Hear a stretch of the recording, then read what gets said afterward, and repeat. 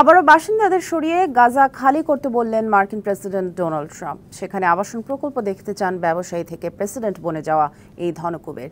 যদিও ইসরায়েলি হামলায় প্রতিনিয়তই প্রাণ যাচ্ছে ফিলিস্তিনিদের। গাজায় থামছে না ইসরায়েলের নৃশংসতা। বিশ্ব মানবতাকে বুড়ো আঙুল দেখিয়ে বোমাবর্ষণ চলছে উপত্যকা জুড়ে। নির্বিচারে হামলায় বাদ যাচ্ছে না কোনো কিছু।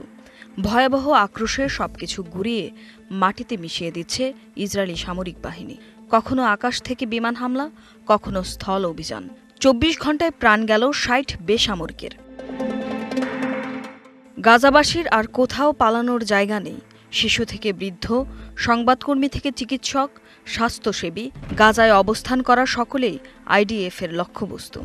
যেন জীবিত কোনো কিছুই আর গাজার বুকে দেখতে চায় না নেতানিয়াহু প্রশাসন। ১৮ মার্চ যুদ্ধবিরতি লঙ্ঘনের পর থেকে গাজা থেকে বাস্তুচ্যুত ৪ লাখেরও বেশি। প্রথম সপ্তাহেই হতাহত ১,০০০-এর বেশি শিশু। কালার এক্সপার্ট, জর্জ স্যাপ এবং মাইল্ড অন হ্যান্ডস টেকনোলজি সমৃদ্ধ অরিক্স ক্রিস্টাল ওয়াশ আপনার শুধু গাজাই নয়, অধিকৃত পশ্চিম তীরেও চলছে ইসরায়েলের স্থল অভিযান। এছাড়াও নাবলুসে একটি বাড়ি ঘেরাও করে সেখান থেকে উচ্ছেদ করে বাসিন্দাদের।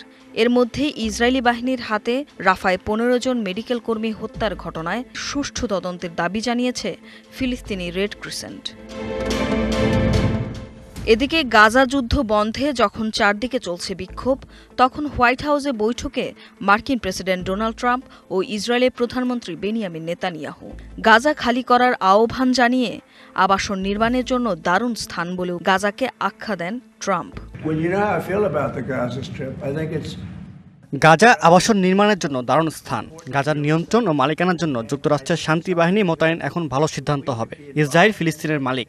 ইসরায়েল এই এলাকা ছেড়ে দিতে পারে না। গাজার এমন পরিস্থিতিতে কায়রোতে আলোচনায় বসে ফ্রান্স, জর্ডান ও মিশর।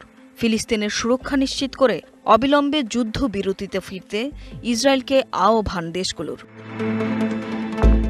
এদিকে গাজার বিরুদ্ধে ইসরায়েলের যুদ্ধের প্রতিবাদে পশ্চিম তীর ও পূর্ব জেরুজালেমে ধর্মঘট করছে ফিলিস্তিনিরা।